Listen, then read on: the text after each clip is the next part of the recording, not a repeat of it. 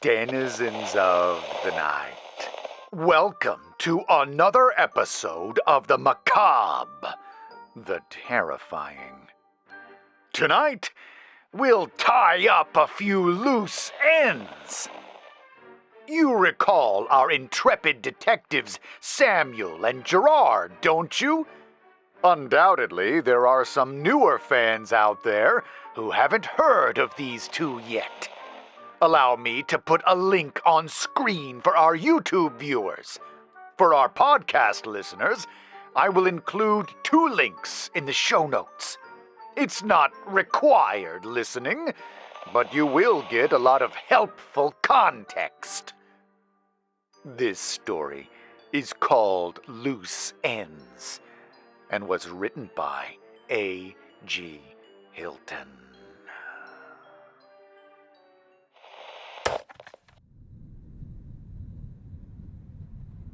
The ruins stretched out in a blackened ring.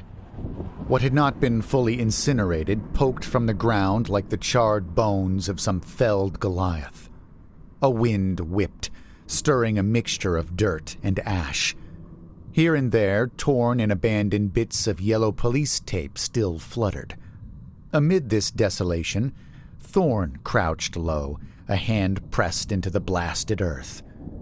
Even after the destruction wrought, he sensed the barest trace of that piece of divinity which had once sheltered here. "We shouldn't linger," said another who stood at some distance. Thorn ignored him. How could this have happened? The thought turned over and over in his mind. He had come seeking some answer, but aside from that trace of her presence, he had found but an empty shell. He stood and walked the circumference of the burned barn, eyes now turning to the dilapidated farmhouse, and then to the place of consecration he knew to be hidden just within the far tree line. These things were sacred, unassailable, so long as her scion held sway over the fabric of reality around it. And yet, here he stood, amid hollow ruin. He cursed his lack of faith, but he could not shake the conclusion. Something more was at play here. Had to be. But what? His gaze turned to the horizon and the direction of a little town which lay many miles beyond the forested hills. He understood that something had stirred there for some time. In fact, many things probed its many thin places. And yet, McCaskey had long held that an accord existed between their purposes and whatever moved in that sleepy burg. Perhaps even working towards similar ends. Thorn did not dismiss this. McCaskey had been their voice, after all, the first blessed among them. No, he didn't think this ruin to be the work of the power in Brighton. Still, the evidence around him was undeniable. Something had interfered. Something which could pierce her manipulations of causality, which could only mean something else from outside. And did he sense some piece of it? Was that some psychic stench nearly hidden beneath every other resonance layered around this sacred site? Disparate threads began weaving themselves together. Something had come, and now McCaskey was fallen. But rather than providing answers, the puzzle pieces only suggested deeper questions. Chiefly, what could have done this? Thorn reached a hand to his throat, clasped the smooth rock hung there by a simple bit of leather. He needed faith, not unfounded worries. Perhaps, in the end, McCaskey had been his own downfall. He may have been first blessed, but as with all her servants on this plane, he was only a man. A man who, no matter how reinforced, had human limitations. Long had Thorn warned McCaskey about losing himself to her unmitigated revelations. No doubt, His mind had finally cracked after his prolonged and uninhibited exposure to that vastness which had touched them all. And from the cracking of his mind opened the seams of weakness which formed the path to his own destruction. It would not be so with Thorn. He would be a new voice, not so passive as his forebear. At long last, he would be the one to accelerate things to fruition. "Reverend," said the other man, "please, we need to get away from this place. The others grow restless. They worry about all that has happened." Thorn turned on him. "And you? Do you carry such worries?" The other averted his eyes. Thorn's voice softened. "No need for shame. These are trying times, but we must keep faith. If your concern is for the local constabulary snooping about further, you need not worry. Small minds cannot accept that which lies beyond them. They look away instinctively. You know the Mother has long protected us from such lowly interests." "But, Reverend, didn't they cause this? And what about the father and son who failed to return? The chosen always return to us. If we hadn't dispersed the caravan, then—" "Enough!" The word rang out into the emptiness. Thorn turned away and looked to the skies. "Do you believe in the work of the family?" he asked. "Of course," the other was quick to reply. "Then perhaps you are ready for a new vocation, a new calling from on high? It would be an honor. Only tell me what I need to do." "First, the family needs to regroup. Tell the others they can stop their hiding. We ride north and send word ahead to the witch." "But she is an apostate." "We have our differences, but in the final accounting we serve the same ends. She will harbor us if asked." "And me? What of my vocation?" Thorn turned to the other. Despite his full beard, the other man's bright baby blue eyes gleamed in a way that made him seem almost a child. Thorn smiled warmly and tightened his grip on the stone necklace, channeled his will into it. Beneath his clothes, flesh rippled. "Come unto me, and I will induct you to a higher mystery, child. Then you will understand what must be done. Go, search, find, awaken." "Shut up!" Samuel Cole bolted from the sweat-stained bed. His hand found the neck of a Jack Daniels bottle on the nightstand, and before he could register the motion, flung it against the wall with a crash. The whispering snapped off as if fleeing from the outburst. He sat for a time, enjoying the moment of peace, before turning to the mess of broken glass and sprayed liquid, disgust welling within him. Maybe it was time to come to grips with the fact that somewhere along the way he had lost control. He had no one to blame but himself. He had been helping things go this way the whole time, feeding into it.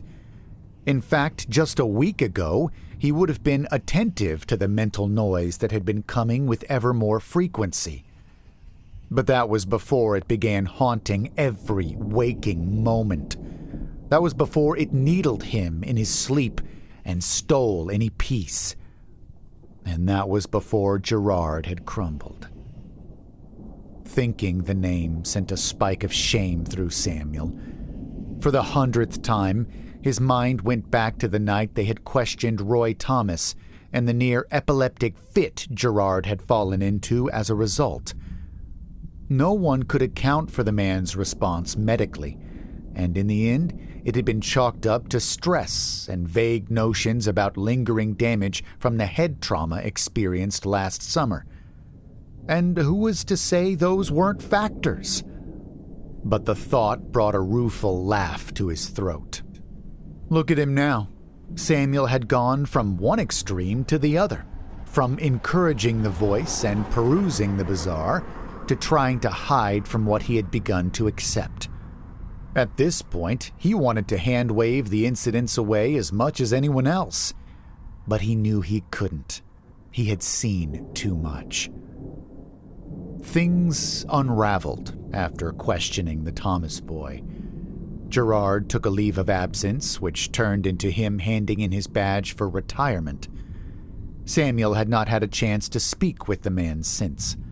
Gerard now avoided him like the plague, and against this backdrop, the initial scramble to follow up on the kid's story about his father falling in with some traveling cult quickly turned to dead ends as further leads failed to materialize. For weeks, the discarded flyer mocked Samuel until, without explanation, it too seemed to vanish from the gathered evidence. That is when the heavy drinking started. It began as an answer to the mental noise.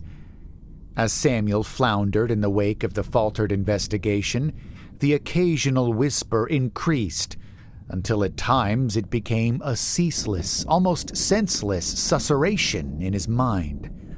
A little potent drink seemed to numb something within and made the noise quiet.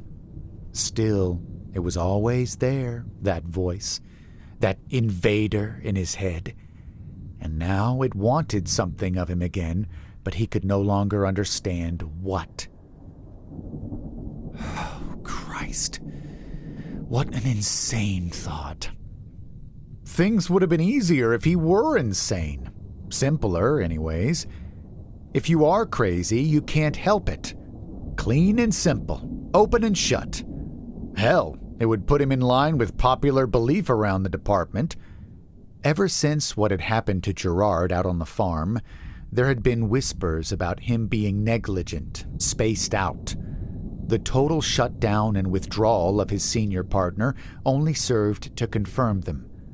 Now there was talk about internal reviews, and he could see his career beginning a nosedive. Though out of everything, this bothered him the least.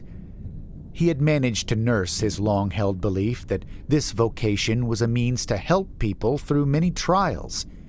He clung to this when he saw inconvenient questions put aside, through times when he had watched the system fail or when it displayed corruption more often than it did good. Recent events and the willingness to turn away from loose ends were nothing new. They were a drop in the barrel next to the ever-accruing mountain of less fantastic but equally distressing things carried out each day under the blessing of law. But now, something had changed within him. Some switch had been flipped, and he couldn't turn it off. All this rolled through Samuel's pounding head as he sat there and willed himself to stay upright. He didn't know what his next move was, but he was tired of sitting still. Evening settled heavily that day. Though spring already budded on the trees, winter threw about in its last death gasps, and an unseasonable cold blew down from the north. As the sun began to run red, the trees threw reaching shadows, nests of blackness into which chilly pre-night darkness crept and sat waiting to emerge in full. Gerard contemplated this quiet invasion through a window before drawing the curtains shut. Gerard's home, too, was shrouded in shadow. All blinds lay closed, all outdoor lights off. Their light did not comfort so much as it made him feel exposed to watchers who might be lurking beyond the windows. Only the flicker from a rarely used gas fireplace lent warmth and illumination. And as he had for several nights now, Gerard sat in the half-light and waited. It was bullshit. All of it. He kept telling himself this for the past 2 weeks. Had to keep telling himself to maintain some semblance of order. But no matter how much he repeated the mantras, no matter how much he assured himself that things could simply be medicated or head shrunk back to normalcy, still here he was dodging sleep and giving in to paranoia with yet another vigil. Logic told him he was making connections which weren't there. Sure, maybe he thought people were paying him undue attention when he was out, even following him. Maybe he thought he saw the same eyes from many faces. But people look, and sometimes they have to walk the same ways you have to go. There was nothing more to it than coincidence. And how on earth would so many different people be in on it? Whatever in the hell it was. Of course, that still left the damned dreams to contend with. He sat up evenings in part because it had become preferable to sit exhausted than to roll the dice on yet another nightmare. And what about the fits at the hospital, the buzzing in his ears? Strange, for sure, but surely nothing beyond the fallout from some very real head trauma and a brush with death. Totally natural and, if approached correctly, totally fixable. It had to be fixable. He had seen someone spiral down a road like this before and knew the ending could be less than pleasant and very, very final. When the doorbell chimed, Gerard jumped, evidently having started to drift off amid the ceaseless turning of his mind. "They're here," screamed a wild thought. "They've finally come for you. They'll take you back to that dark place and finish you." He strangled the notion and composed himself. He had no clue who would come by this evening, but when he opened the door, he found himself somehow fully expecting the visitor there. Sam stood on the porch steps, looking haggard and holding a six-pack. "Can I come in?" he asked. Samuel wasn't sure what to expect when he rang the doorbell. But when Gerard emerged sunken-eyed and with an unkempt growth of beard, he found himself struggling to maintain a nonchalant expression. The flecks of gray about the man's temples had become pronounced lines, running into a greasy head of hair. He now bore little resemblance to the partner Samuel remembered at all, and he would not have been shocked to be greeted with hostility from this stranger. Yet, when he asked to come in, Gerard simply retreated and left the door open. Samuel followed behind. The house felt stuffy and cloistered. The trash can in the kitchen was near to overflowing and added a trace of decay to the atmosphere. Walking deeper, he found Gerard in the living room slumped in a beat-up recliner. "You're like a goddamn cold I can't kick," Gerard said. Samuel offered him a beer from the pack. "You could have told me to pound pavement." Gerard frowned but accepted the offered drink. He took a long swig. "I hope to hell you aren't here to try to drag me back into some nonsense. I figured dropping out and going no contact made my intentions pretty clear." "As crystal. That's a good place to start, actually. Decided to follow your example. I resign today." Gerard looked at him blankly, then back down into the beer bottle. He sloshed the liquid thoughtfully. "Yeah, maybe that's not so bad," he said, almost to himself. "You and me, both of us have gone a little off rails lately. Change of pace is good. Gives you some time to get help." "That what this is?" Samuel motioned around the dingy living room. "Change of pace? Getting help?" "Don't you worry about me. If anything, I should be worried about you." This time, Samuel dropped his gaze. He took in a deep breath. "I know what you're thinking. I know what you've been thinking for a long time now, and I think it's time we stop dancing around it." "Sam, can we not?" "I need to lay it out there.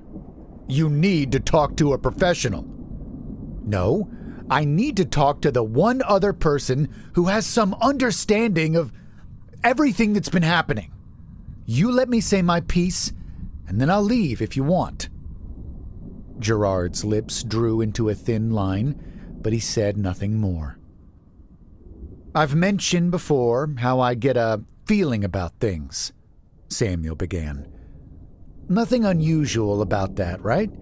There's intuition and all that stuff. But since that day on the farm, it's like I've been getting signals or something. It's like I can hear a literal voice in my head sometimes. The whole reason I wanted to drive out along those back roads is because it kept needling me to do that. It got quiet after that for a while, but then the Thomas kid gets brought in and it starts up again. And I know this sounds crazy, but every time it pops up, aren't the cases bizarre? Ritualistic trappings on an old farm. A kid saying his dad was miraculously healed by some traveling group. And, I never told you about the thing in the barn. There was something in there that day. I didn't get a good look, and I've tried to tell myself so much of what I saw and what I'm still hearing is some kind of stress-induced hallucination or whatever medical jargon you want to use. But deep down, I think I've always accepted it like some sort of, I don't know, calling? And now it's back. It won't stop. I can't even understand it. And I feel like I'm being pulled after something I need to run down." Gerard put a hand to his head and rubbed at his temples. "Sam, do you hear yourself?" I know. "No, you don't. This isn't normal. Hearing voices is textbook crazy."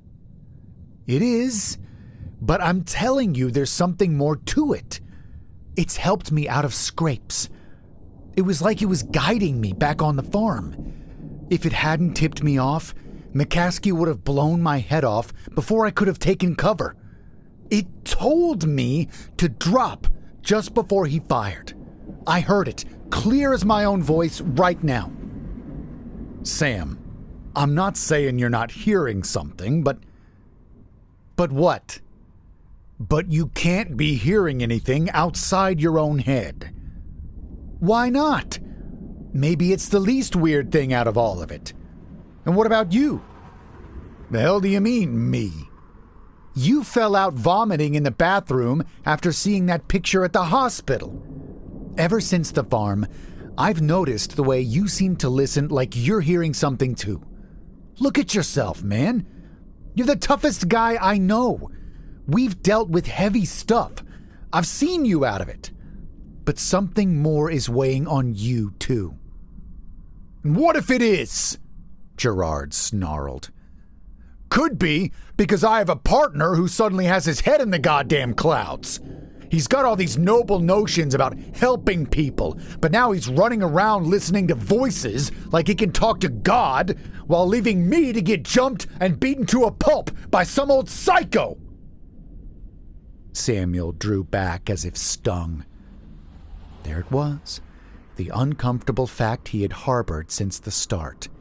The thing that put a shadow of doubt into his theories about what was happening to him and that he was pursuing some kind of good. A flush of shame and embarrassment rushed through him. "Maybe you're right. Maybe I've become bad news for you. I'll go." "Wait." Gerard sat there with his hand pressed to his eyes. A vein in his forehead pumped, and another headache began gathering like a storm. "Just wait. Give me another one of those." He extended a hand without looking up, half expecting nothing to fill it. But a cold bottle was pressed into his palm, and he held it to his forehead. "I like you, Sam. Genuinely. Never had much ambition for family planning, but if I had a son, I'd be proud if he were like you. This isn't just a job to you. You still got a heart for people, for some idea of real justice, despite all the bullshit put in your way. That's why I can't stand to see you giving in to all this fantasy." Sam shook his head. "We just keep going round and round the same drain, G. At this point, accepting that there might be something unusual going on seems simpler to me than the mental gymnastics of denying what we've experienced. How long are you going to keep looking the other way?" "As long as I have to." The words came out with a force Gerard didn't intend. Again, Sam turned to leave, but Gerard called after him. "I know you've made up your mind, but I've been around the block. I've seen this before." Sam stopped just within the living room's door, but did not turn. "You know, way back before you came along, that I used to work across the county line. Brighton, places like that. I was a young buck back then. Been working a beat for a while, and I was hot to get on the detective track. Ended up being partnered with his old hand, a guy named Hauser. His last partner retired, but that old bastard was like a dog with a bone when it came to his work, and wasn't considering hanging up the towel yet. You'd have liked him. He took me under his wing. Anything I know that's worth anything I picked up from him. He'd been around the block more than once. Apparently used to work up north. Big city hustle and bustle. Never figured out why the hell he ended up down here. Didn't like to talk about it. He and I did the same shit you and I have been up to. Small-time stuff, mostly, peppered with the occasional homicide or other truly bad business. Then we get on this missing person case. Kid went missing. Case went cold until some neighbor calls in hysterical, says the kid is locked up in the parents' house or something. After that, the sheriff took over the investigation. I was fine to let it drop, but Hauser got it in his head that something was up. Had a goddamn feeling about that one too. Long and short of it is this. The guy who called in the tip was some disturbed Vietnam vet having an episode. Wasn't anything more to it than that. But that wasn't good enough for Hauser. He was convinced there was some conspiracy afoot, and so he kept digging. Eventually, his stepping out of line got on the bad side of everyone there.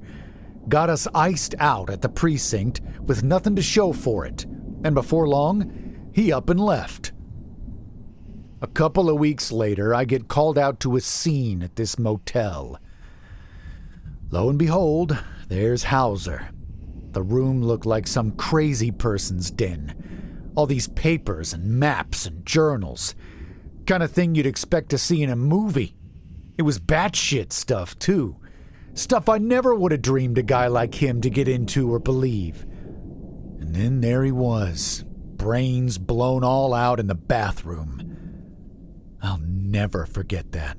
The shape of the spray, the flecks of meat along the ceiling. At first, I was even telling myself there was no way it was Hauser. I just couldn't believe it was him.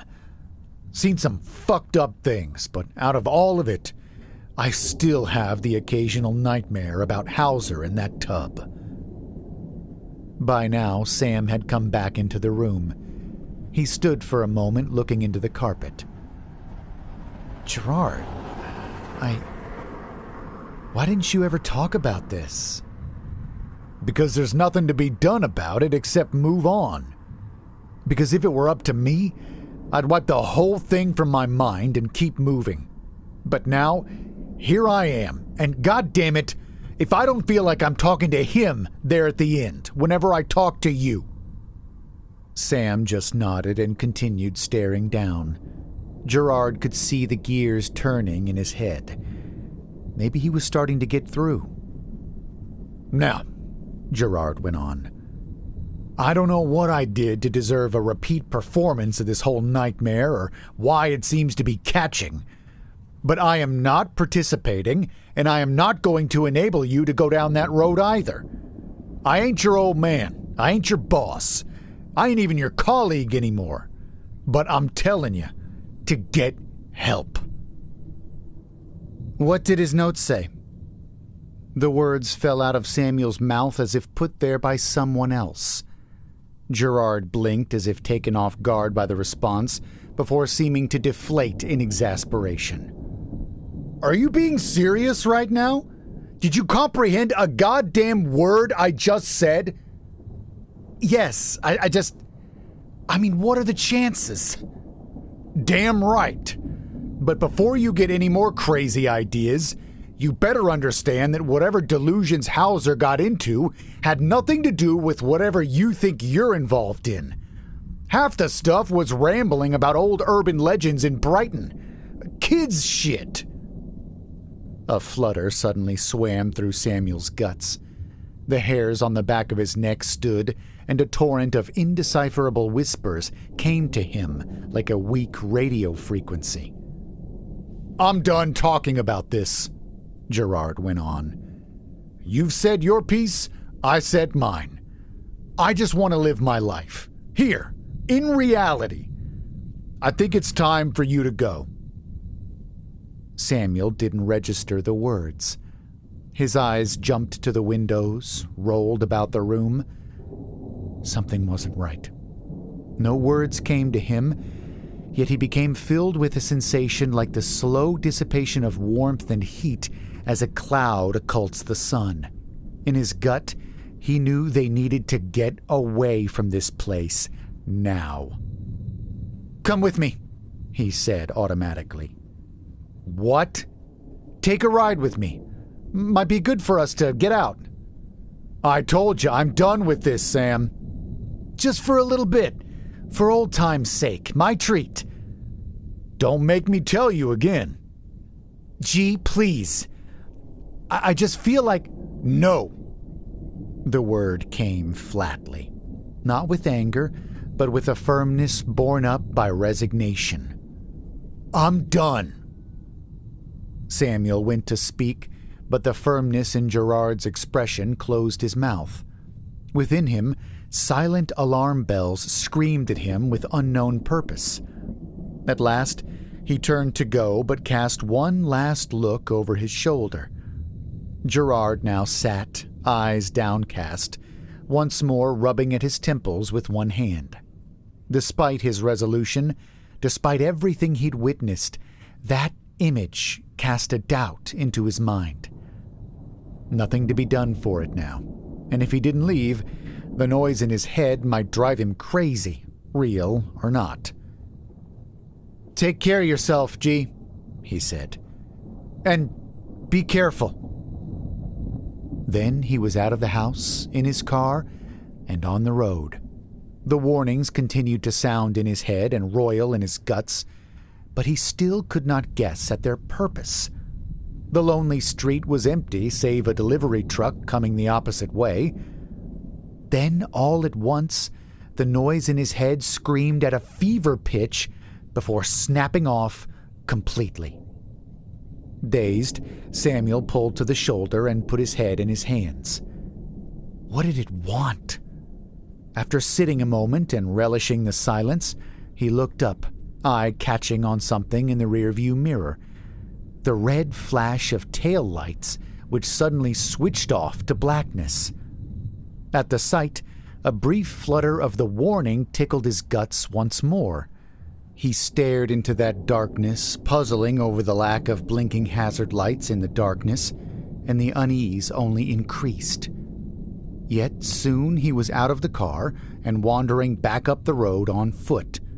The internal alarms, which had abated, began to increase to a fever pitch once more. They screamed at him to turn around, and yet the part of him not totally overwhelmed by the outside influence told him to press on.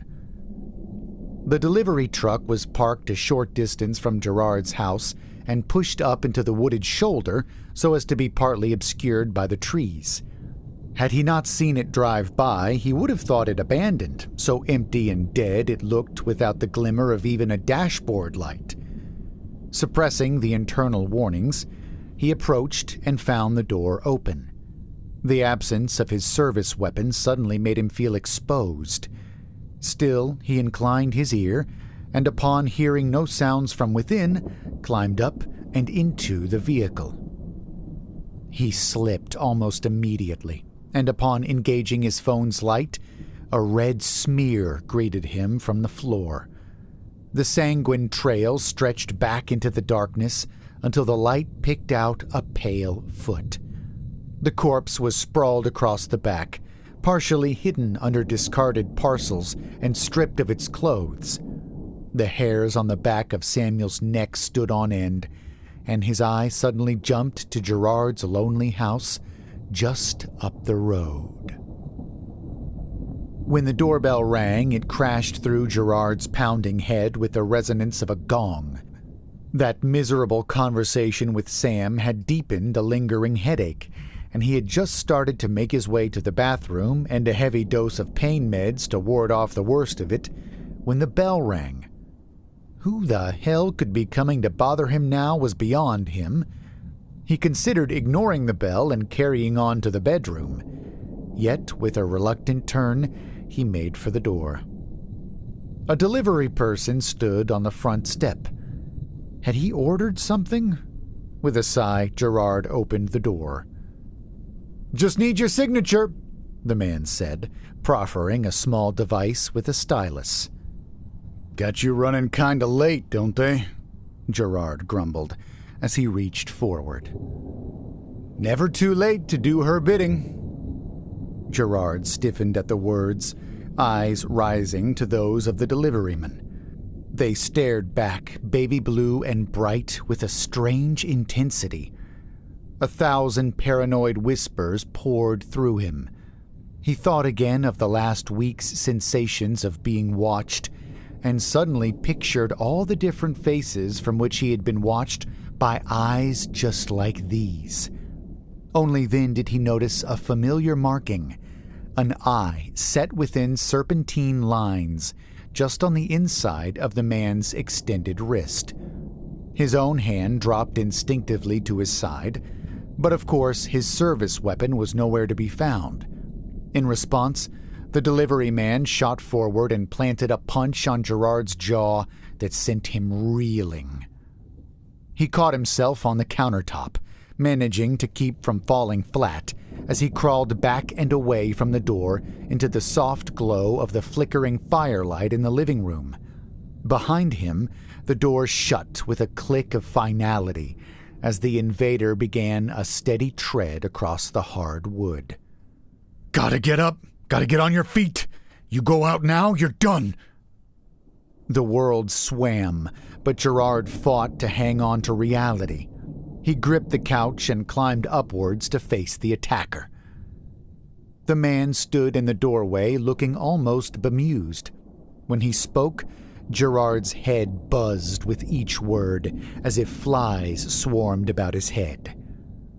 You have wandered far afield. You've been touched by her, and yet you refuse her blessing. This shall be so no longer. The man began to change. His flesh rippled, his face warped and flashed through a myriad of stolen visages. Bone stretched from his fingers into raking claws. Yet no change touched the eager sincerity in those baby blue eyes.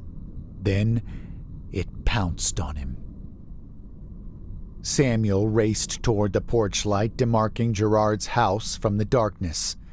With each pounding step, the internal warnings threatened to overwhelm him, until for the first time in weeks he heard that voice in his head as clear as someone shouting in his ear.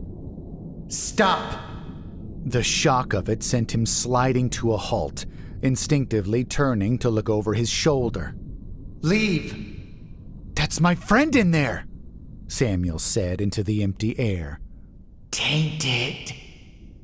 Samuel ground his teeth. "What the hell do you want from me? I thought you wanted me involved in this, stopping this stuff, in helping people." "Too dangerous. Risking a greater purpose." "Fuck you then. Either help now or forget whatever else it is you want me to do."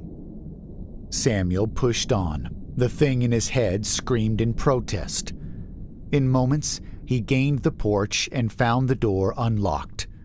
He almost called out to Gerard, but the voice within whispered, "Quiet." Slipping inside, he stepped lightly and heard something from the direction of the living room. A low moaning came from within, its emergence from the flickering shadows of the firelight within the doorway making it seem like a portal to hell. The sight made him weak in the knees, and something, not the voice but good old-fashioned survival instinct, made him want to turn and run, but he stood his ground and stepped forward. Someone was in there with Gerard. The intruder's back was turned, and he appeared to be dressed in clothes of the dead delivery driver. Before him, seated in the easy chair, eyes rolled into his skull, was Gerard. The soft moans escaped from his open mouth, and he twitched and shuddered as the intruder's hand pressed to his forehead. Just then, the intruder whipped around as if sensing Samuel's presence. He pulled back his hand, and for a moment, it seemed as though something was withdrawn from Gerard, though his forehead bore no visible marks. Gerard slumped, but his chest still rose and fell with breath. Meanwhile, the intruder's features swam across his face before settling into that of a bearded man with bright blue eyes.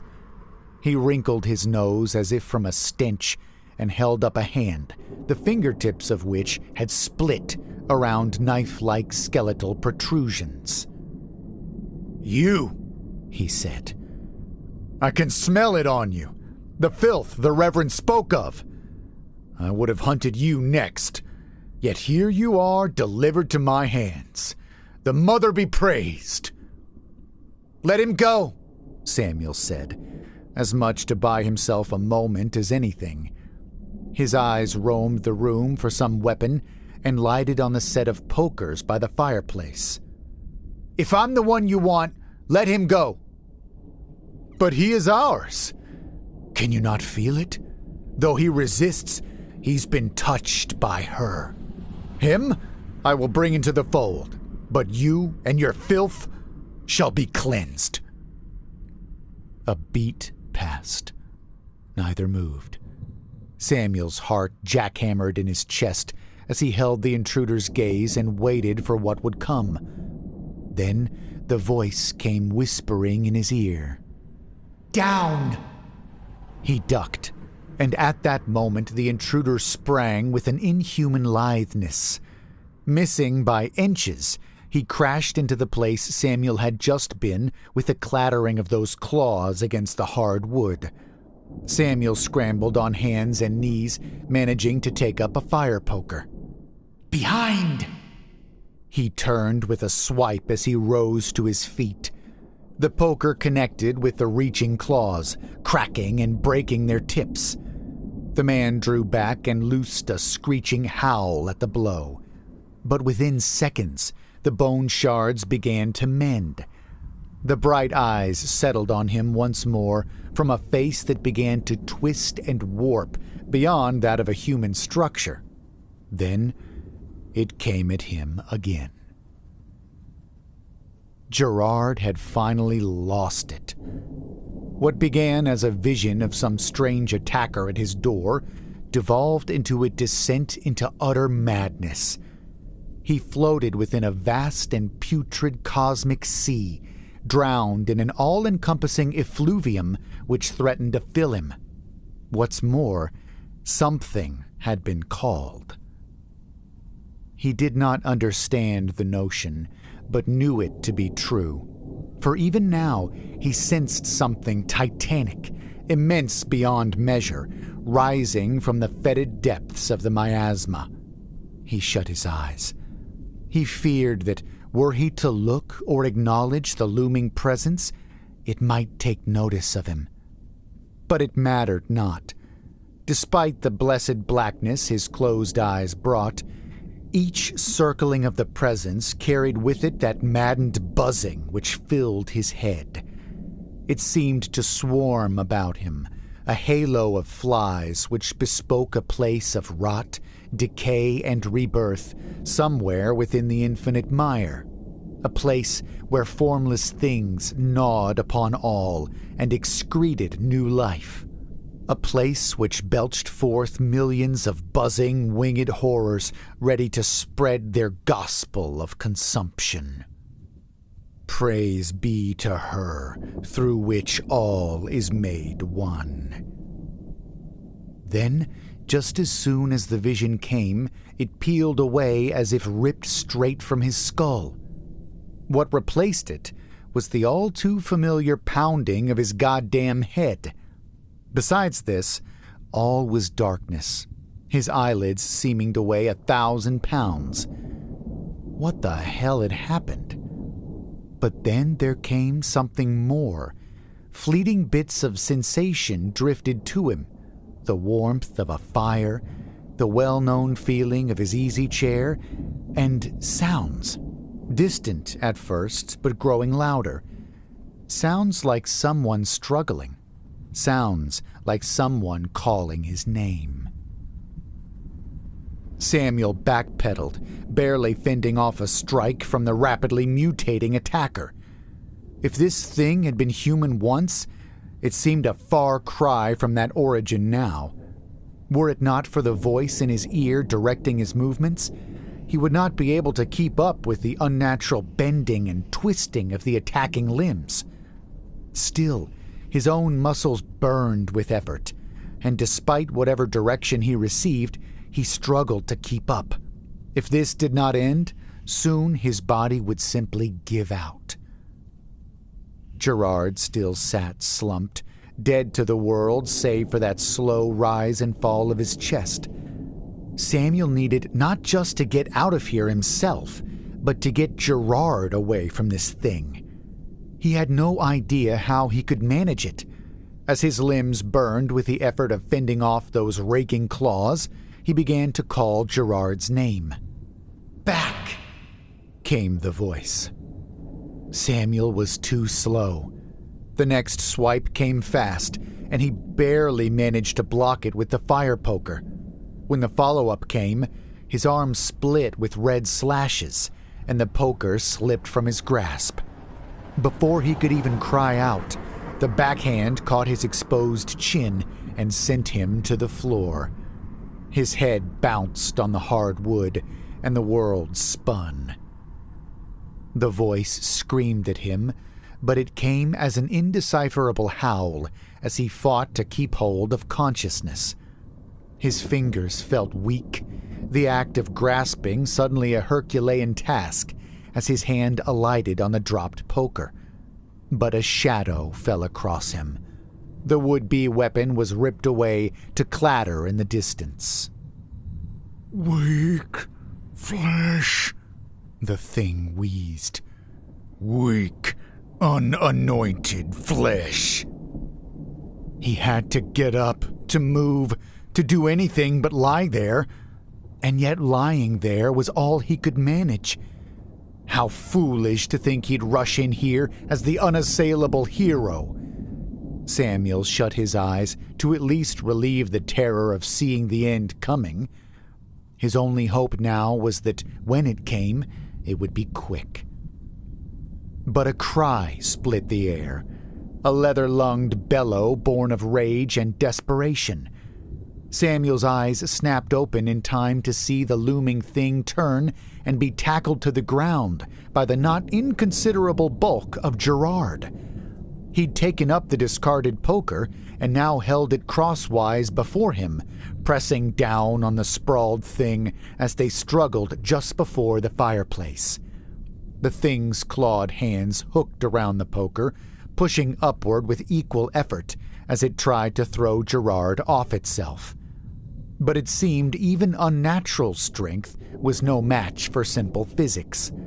Gerard hefted his full weight onto the poker, forcing it downward until it pressed into the thing's throat, and slowly its head began to tip back toward the guttering fire. The effect was immediate.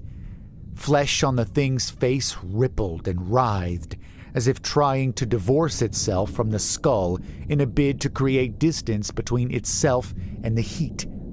Gerard only increased the applied pressure. A scream of effort tore from him as he threw up a knee to add its weight to the attack. It was then that Samuel saw the thing's final gambit. He tried to raise a warning, but only a mumble left his lips. One clawed hand dropped from the staunch defense, and once freed, plunged itself into Gerard's side.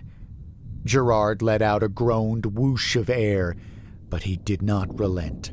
And now, having relinquished part of its grip on the pressing fire poker, the thing's head rolled back into the lapping flames.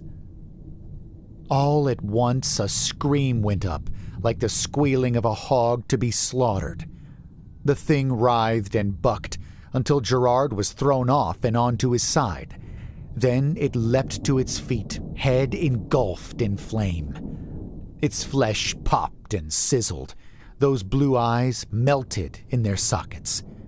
And then Samuel saw it, the pale streams of the unnatural white fire, just as on that day in the summer, which streamed downward from the blazing skull and spread until the whole form became a blazing revenant in the living room.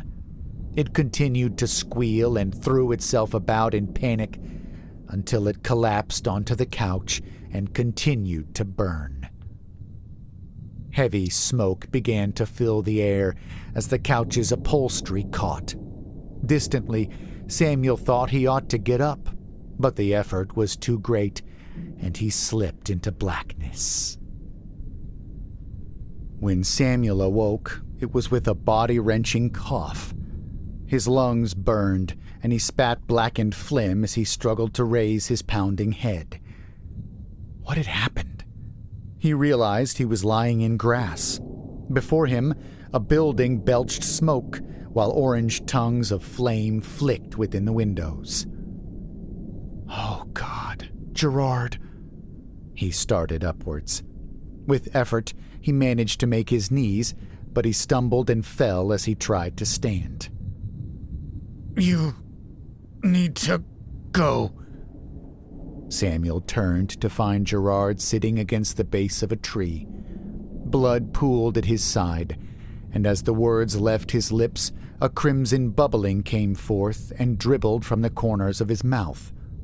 Only then did Samuel understand who had pulled him from the blaze. He crawled to his partner and pressed a hand to the wound. Gerard hissed. Gotta keep pressure on this, G. Oh, shit. Oh, fuck. Gerard held up a hand as if to push him away. His vacant eyes reflected the growing blaze as he stared toward the ruins of his life. You were right. Need to leave. Now. Samuel sat back and stared dumbly. In the distance, a siren began to warble. I'm not going anywhere. I gotta help you. Damn it, let me help you. Again, Gerard held up his hand. No, good. Something wrong inside me. Like them. Stop it. Stop talking like that. Finally, Gerard's gaze left the blaze. He looked on with those haunted eyes, and it took everything for Samuel not to draw back. Too late. Too many questions, if you're here. But others, help them. Stop it. Samuel found himself wiping at burning eyes. All at once, he was no longer a detective, no longer even a grown man. In that moment, he was once more that little boy sitting there as the doctor and the social worker told him his mother was gone. His eyes burned. I can't just leave you. Gerard's eyes slid back to the blaze. Not your choice. My life. My terms. You have to go. The sirens drew closer. Soon, the scene would be swarming with emergency responders. Go! Gerard said. And for a moment, His voice regained that power of command it once held. Samuel stood. He felt like he was being torn in half. Within him, the voice, too, urged him away. Yet he could not take his eyes from Gerard. After all, was this not also his fault? Had he not dragged Gerard down this road? And what good was it for him to leave? Who was he to judge what was right anymore? He'd let himself be led by something he didn't understand, like a bull pulled by a ring in its snout. And so far, the path led only to ruin. But then, an image came to him of the girl who escaped the barn. Then, the Thomas boy who had resisted being taken.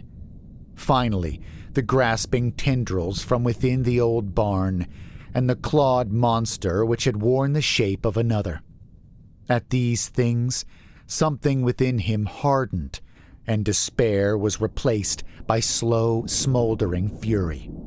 He didn't understand what was happening to him, but he knew one thing. They were still out there. More who would prey on others, just as they had preyed on the ones that had crossed Samuel's path, as they had preyed on him and on Gerard. At last Samuel turned to leave, the sirens drawing still nearer. He paused at the wooded edge of the yard to give one last look back. To his surprise, Gerard had gained his feet. He almost went to him then, but by now the flashing of emergency lights was nearly upon them. So he melted away into the shadows and made for his car. Gerard's entire existence was bound into one word: pain. Pain from his dripping side, from his pounding head. And as the adrenaline seeped from his system, a worse thing reared within him, a deep anxiety in his gut such as he'd never known. He was going to die. About this, he had no question. But this in itself did not bother him so much as he had imagined it would. At least there would be no pain, or so he hoped. But the anxiety whispered to him of things undreamed, things he wished to deny, but for which he no longer had the luxury of denial. It whispered of that putrid cosmic sea and the thing that awaited him there. No, dying no longer concerned him, but it was what might come next that haunted his thoughts. What if now he were not allowed that blessed sleep of death? What if his flesh waited even now to betray him? For he could no longer deny the reality of that thing within him. It was a taint, a small piece of something so large and horrible and hungry that he couldn't comprehend it. He knew it wanted him, to make him at one with it. He was called. But he would not let it fester. Not within him, goddammit. Not while he still had some choice in things. If this was the end, he would make sure it was the absolute end. His flesh would not be a plaything. His life would not be another's. A bitter smile came to him then. All the denial, and now here he sat, maybe just as crazy as Sam. But there was one silver lining. After all, they hadn't gotten him. Not in the end. And they hadn't gotten Sam. He hoped that with any luck, the ones who had done all this would get theirs one day. With these thoughts, he determined a final defiance. He looked into the blazing ruins of that quiet normalcy so longed for, but denied to him, and with his last strains of effort, tottered toward the welcoming warmth of the lapping flames.